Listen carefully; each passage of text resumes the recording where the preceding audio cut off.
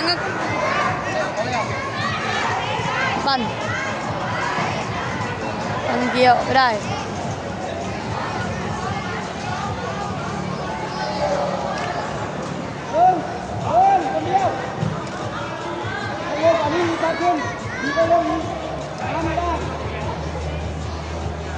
บาบูนได้คอนเนอร์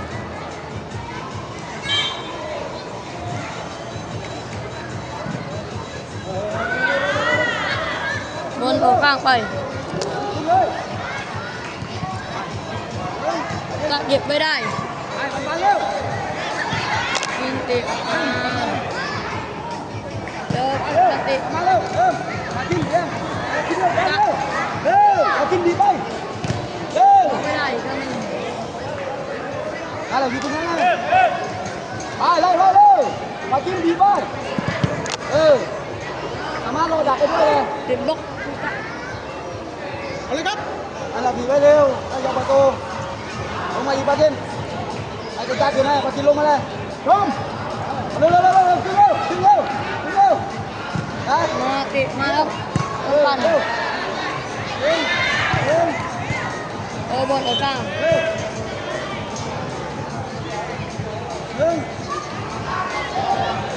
ปเอาหน่อยปากินไป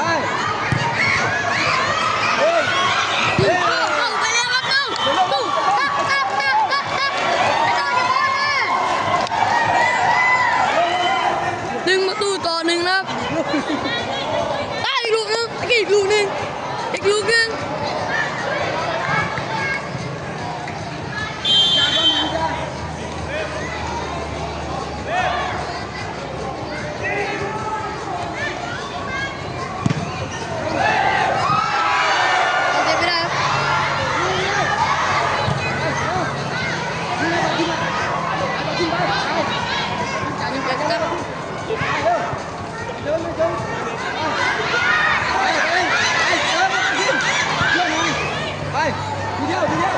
ลินเตะเดียวอาทิตย์เต็มนะไปเร็วเราจะมา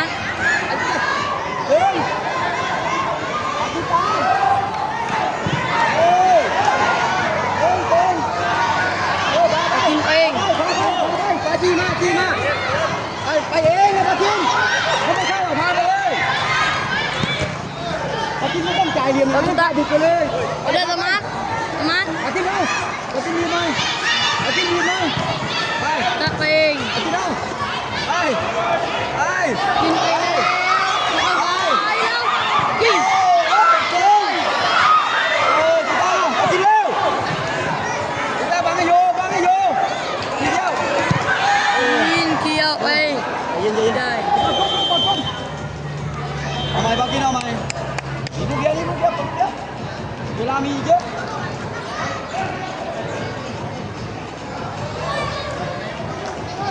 หนักปากิน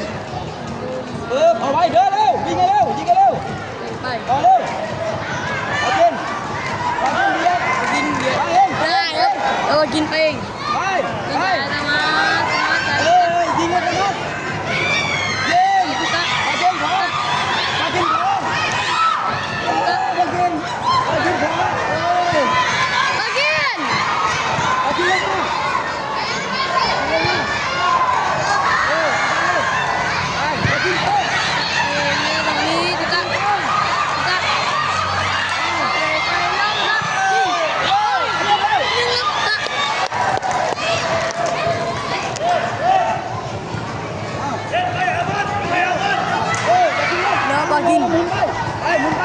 กินได้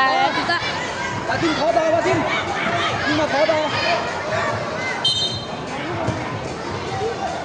เร็วได้เขาตั้งวงบาบุนตั้งพร้อมจ้าตัวหลังมาตั้ง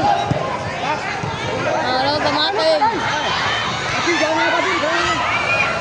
เราได้ของดูของบาบุนมากินข้าวโดมมากินของไปกินหลักแน่ถึงไอ้บานมึงไม่บานเดียวยิง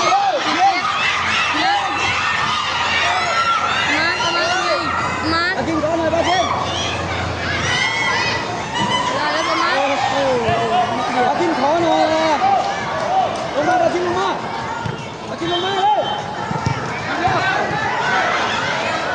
ทุ่มเร็ว ได้บางวันเราดุ่ม ทุ่มเร็วมาทิ้งเลยเร็วเลยปาเกนไปเร็วเดินต่อปากิน มาแล้วมากิน มีใครปากิน ได้ ไม่เตะมั่วปากินไม่เตะมั่วพามาเลยตำแหน่งกลางไม่เตะมั่วให้ตรงกลางเตะได้ เดี๋ยวได้บางของมาบุญ เร็วปากินเร็ว มา ลงก่อนเลย เริ่มกดลงไป มาเลยกินได้กินมันบอลมานะไปที่จ่าปากินเลย อย่าแล้วมันจะไงอ่ะ ไปปากินเลยบอลเลยครับ ไปเลยตรงนี้ สำหรับคู่แรกนะครับเดี๋ยวถึงคู่นี้แล้วก็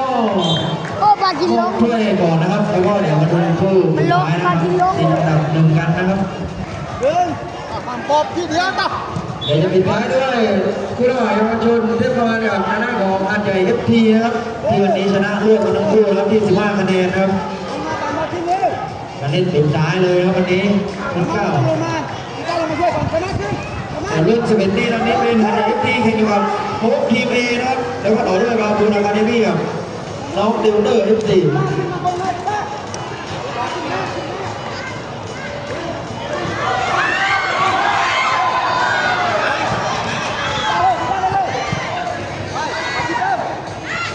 ไปเลยข้างบนเลย ไอ้บาทุน ตัวต่อไปนี่มีผลเลยนะครับคุณเก้าแล้วก็จะเป็นของใคร โอ้โห ทิมเลยครับหัวทิมเลยครับ ขึ้นนี่เร็วมันขึ้นมาเลยมันกันขึ้นไป ครับเดี๋ยวฟรีคิกของหันเท้าครับ เดี๋ยวบอลมาลูกเดี๋ยวบอลมาขึ้นเดี๋ยวบอลมาแล้ว ที่เบลบอลไม่ดู อย่าช้าน้องอย่าเล่นตามเกมเขาบากินเล่นเลยบากินยิงกูตาขึ้นกองหน้าเลยกองหน้าไปเร็ว กินเอากระวัวไม่กิน เรียนเดินไปเลยเรียนตรงประตูอ่ะ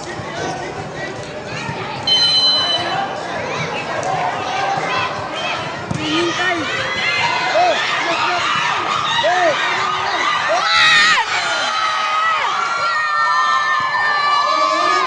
ที่ต้องการครับ เร็วยิงประตูใช่ได้ นี่ครับของบาบูน ปากินปากินเริ่ม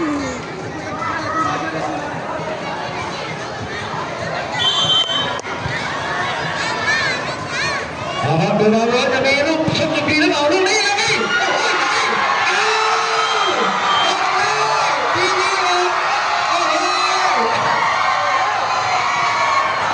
บิ๊กมาในระดับที่เอาครับจะได้ไปอีกทีหรือเปล่าดีบอกลุ้นนะครับไม่ต้องไปเกี่ยวแล้วก็โอ้โหไปได้ครับ แล้ว แล้วก็ปีกขึ้นกระเป๋าเงินไปครับตอนนี้ได้เป็นบอลเล่นครับโอ้บอลมาเดินช่วงท้ายครับ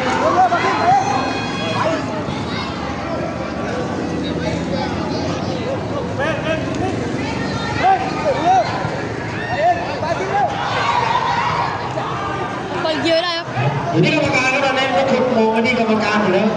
ทั้งในและนอกสนามเมื่อกี้ทีพีเงียบไปแล้วนะครับคุณหมูเอาครับช่วงท้ายเกมครับใครจะได้ครับยังไงครับไปหาแนวลูกนี้เธอดูโดน โอ้ยต้าวิยิงตามมาลูกเดียว ขึ้นเข้ามามีช็อตเป็นข้างนอกหรือเปล่าครับ อาจารย์ไป เอาครับวิ่งมาลูกนี้ยังไงเอ่ยไม่ได้ครับ